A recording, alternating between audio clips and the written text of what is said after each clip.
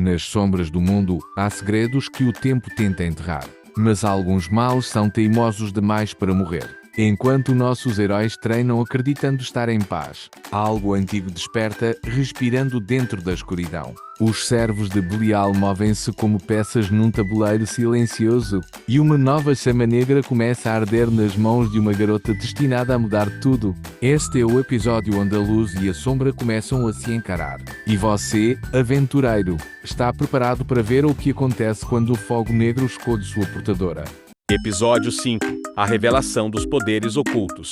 Confronto com a verdade interior. Enquanto Davi, Sara, Magnus e os demais se preparavam para as próximas etapas de sua jornada, Taishi, Yukimura e Daniel Kousowa dedicavam-se a um treinamento intenso, o tipo que coloca à prova tanto o corpo quanto o espírito. Astri, o mentor de Daniel, o guiava através da técnica ancestral conhecida como portões do submundo. Cada sessão exigia mais sacrifício, até que, enfim, Daniel conseguiu compreender a essência do poder. Astri, calmo, os portões não são uma arma. Daniel, são uma fronteira. Aqueles que atravessam sem propósito acabam sendo consumidos.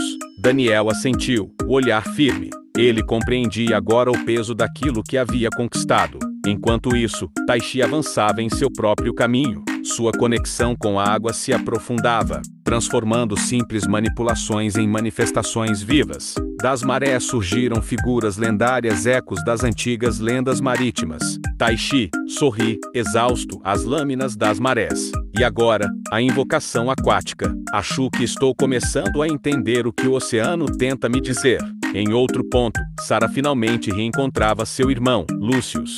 O tempo havia afastado os dois, mas o vínculo permanecia inquebrável. Sara, sincera, achei que nunca mais ia te ver. Lucius, rindo, você sempre foi teimosa demais para desistir. Maninha. O grupo, agora reunido, encontrava força não apenas nas habilidades, mas na confiança mútua que nascia entre eles. O riso, as provocações e os olhares silenciosos diziam mais do que qualquer juramento. Mas enquanto eles se fortaleciam, algo se movia nas sombras. Forças antigas observavam seus progressos, preparando-se para testar cada passo dado em direção à luz. A paz daquele momento era apenas o intervalo entre duas tempestades.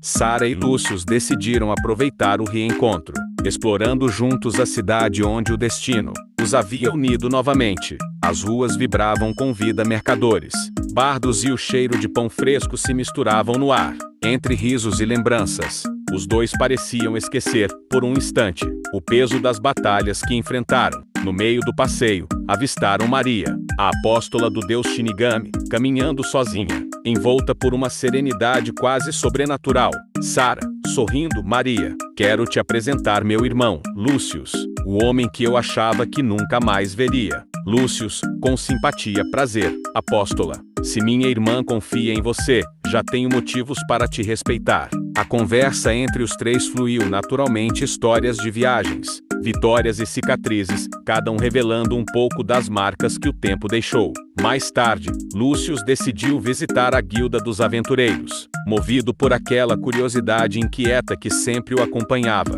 Lá, conheceu Magnus, líder de um grupo conhecido por enfrentar monstros nas florestas ao redor da cidade. Lucius, direto, ouvi dizer que seu grupo encara missões difíceis.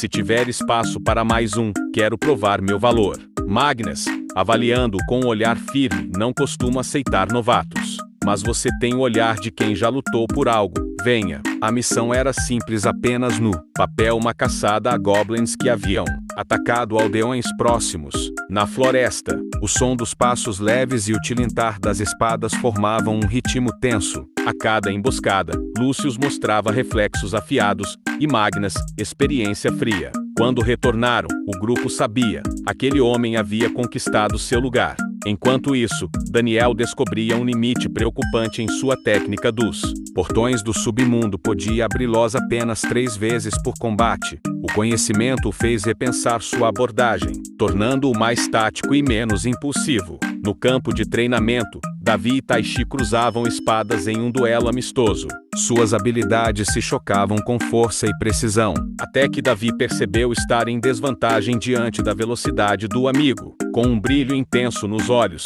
ele ativou o óleo carmesim, antecipando cada movimento de Taishi e equilibrando a luta com pura astúcia.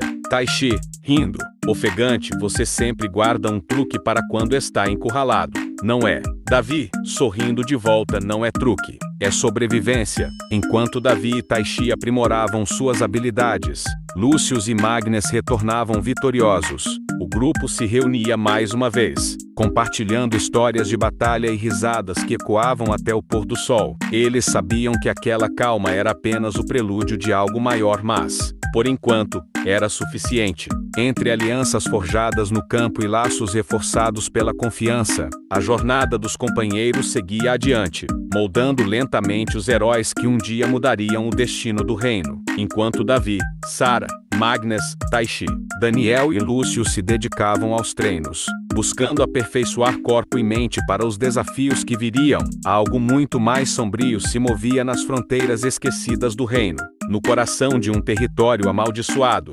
erguia-se a torre do selo sagrado, prisão do Lorde Demônio Belial, cuja presença distorcia o ar e corrompia o solo. Mesmo selado, sua influência ainda ecoava, chamando por seus servos mais fiéis. Nas ruínas próximas, Harry, mago de alto escalão, analisava mapas espalhados sobre uma mesa manchada de sangue seco. Harry, com um meio sorriso, quanto mais medo espalharmos, mais rápido o selo se enfraquecerá. O caos é o combustível do renascimento do nosso mestre. Ao seu lado, Selina, uma guerreira de olhos frios e cicatrizes antigas, afiava sua espada reluzente sob a luz pálida da lua. Selina, os vilarejos ao sul já estão vulneráveis. Se destruirmos as defesas, o desespero fará o resto. Um pouco afastado, observando o horizonte, Absalom, o braço direito de Belial, mantinha um sorriso contido. Absalom, tudo caminha como o previsto. Quando o selo ceder, o mundo lembrará o significado de temer a escuridão. Enquanto os servos de Belial espalhavam destruição, os heróis do reino, ainda sem saber do perigo iminente, se fortaleciam dia após dia. A calmaria que sentiam era apenas o silêncio antes da tempestade. E quando a ofensiva começou, foi brutal. Cidades foram engolidas por chamas. As ruas, antes cheias de vida, tornaram-se campos de cinzas e ecos de gritos. A luz parecia desaparecer sob o peso do medo. Entre os sobreviventes, uma figura seguia firme. Maria, uma jovem de espírito indomável, treinava há meses sob a orientação de um mestre silencioso, aperfeiçoando suas técnicas com disciplina feroz.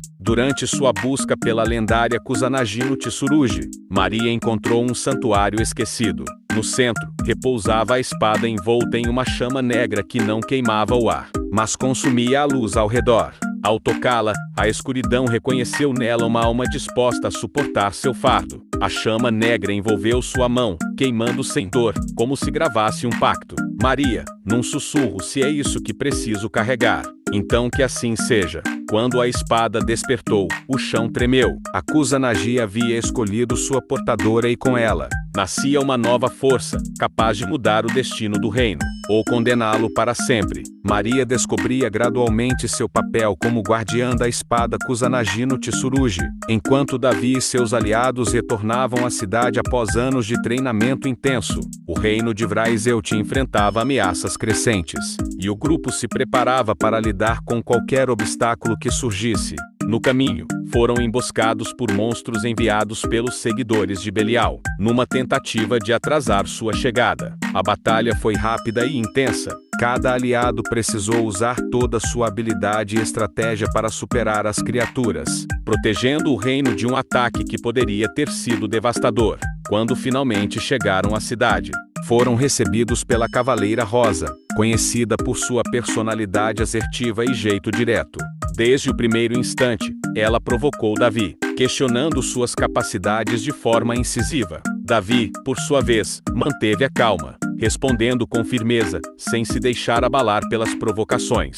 Maria observava a troca de palavras, absorvendo cada detalhe antes de se afastar discretamente, para comentar a situação com Sarah. A Cavaleira Rosa, por sua vez, foi direto ao encontro da rainha para relatar o encontro. Preocupada com os movimentos dos seguidores de Belial, a rainha convocou Davi, seus amigos, Maria e Sara para uma reunião urgente no palácio. No salão real, Maria percebeu nos olhos de Davi algo intenso e enigmático, uma mistura de determinação e experiência. A tensão entre Davi e a Cavaleira Rosa continuava evidente, com faíscas verbais que se espalhavam pelo ambiente. Enquanto a rainha expunha a gravidade da situação, a ameaça de Belial era real, e unir forças era indispensável para proteger o reino. Após a reunião, Maria desafiou Davi para um combate simulado. A espada de Maria deixava rastros de destruição, mas Davi resistiu à influência sombria e se manteve focado. Apesar de alguns golpes certeiros de Maria,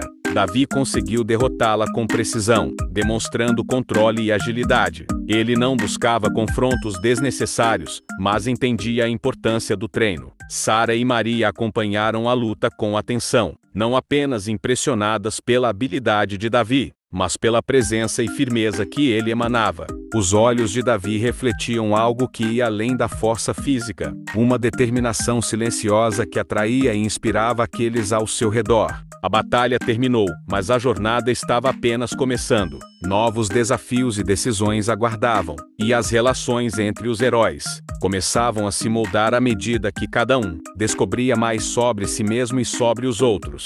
Em meio ao caos que se aproximava,